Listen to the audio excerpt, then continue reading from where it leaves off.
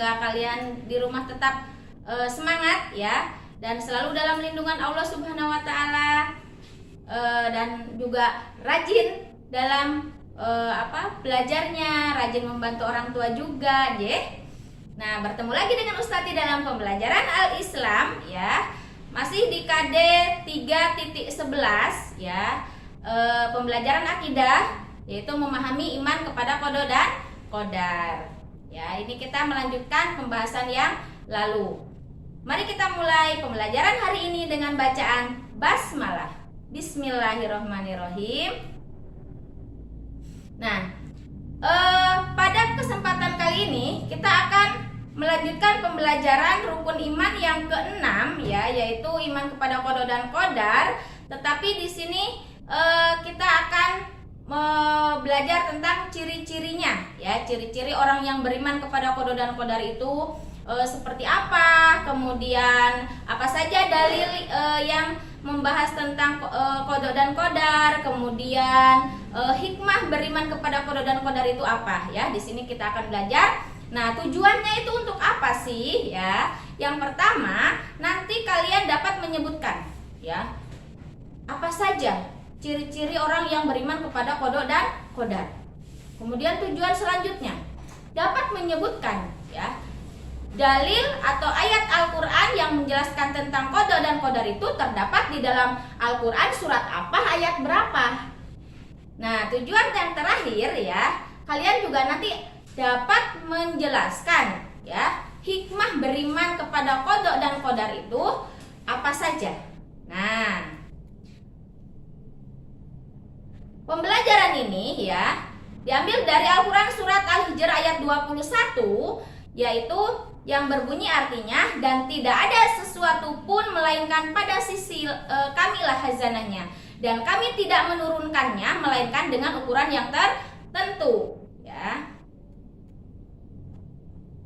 Kemudian masuk ke pembahasan materi. Yang pertama, ciri-ciri orang yang beriman kepada qada dan qadar itu bagaimana, apa saja ya. Yang pertama, menaati perintah Allah dan menjauhi larangannya. Apa yang telah Allah perintahkan ya, maka itu yang harus kita lakukan. Apa yang telah Allah larang, maka itu harus kita jauhi dan jangan sampai kita lakukan ya, dilarang. Kemudian ciri-ciri yang kedua, berusaha dan bekerja keras secara maksimal. Maksudnya apa? Jika orang yang sudah yakin dengan adanya qada dan qadar ya, dia akan selalu berusaha dan bekerja keras, karena Allah sudah berfirman ya, tidak akan mengubah keadaan suatu kaum kecuali kaum itu sendiri yang mengubahnya. Jadi Allah tidak akan mengubah keadaan seseorang sampai seseorang itu mengubah sendirinya. Dia mau sukses berarti dia harus berusaha ya. Dia mau menjadi juara berarti dia harus belajar, berusaha ya, berdoa dan juga tawakal. Nah, ciri yang ketiga, bertawakal kepada Allah dengan sepenuh hati. Jika kita telah berusaha kemudian dibarengi dengan doa, maka apa langkah selanjutnya? Bertawakal kepada Allah dengan sepenuh hati. Yakinlah Allah satu-satunya penolong, Allah satu-satunya tempat kita bersandar. Kemudian ciri yang selanjutnya ya, memperhatikan dan merenungkan kekuasaan dan kebesaran Allah. Nah, kemudian yang selanjutnya, senantiasa bersabar dalam menghadapi semua cobaan yang menimpa dirinya. Jadi ketika diberikan musibah oleh Allah atau ujian oleh Allah, maka senantiasa kita menghadapinya, melewatinya itu dengan penuh kesabaran dan keikhlasan. Dan juga yang terakhir, mengisi kehidupan di dunia itu dengan hal-hal yang positif tentunya. Untuk apa sih? Untuk mencapai kebahagiaan di akhirat kelak nanti ya. Nah, sekarang kita masuk ke dalil.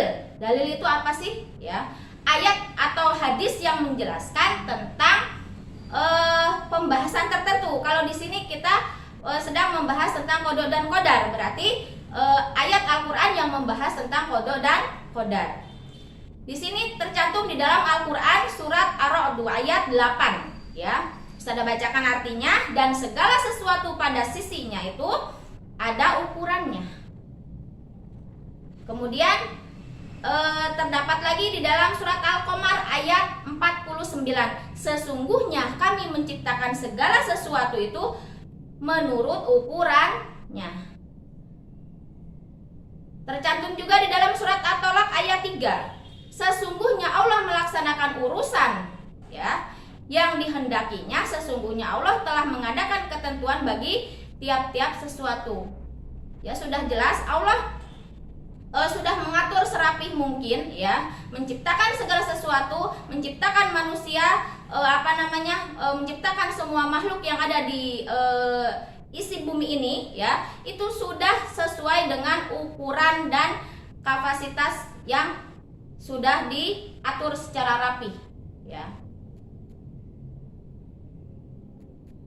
Kemudian apa saja hikmah beriman kepada kodok dan kodar ya? Yang pertama, mendorong semangat bekerja ya. Kita akan semangat untuk bekerja agar tercapainya apa yang kita harapkan, apa yang kita cita-citakan.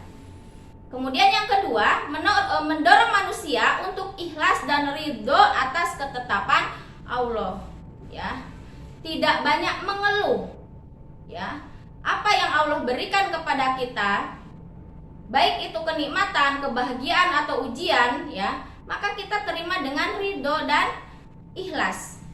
Insya Allah semuanya sudah Allah siapkan hikmah yang begitu dahsyat, luar biasa untuk kita. Jadi selalu berhusnudon, berprasangka baik kepada Allah.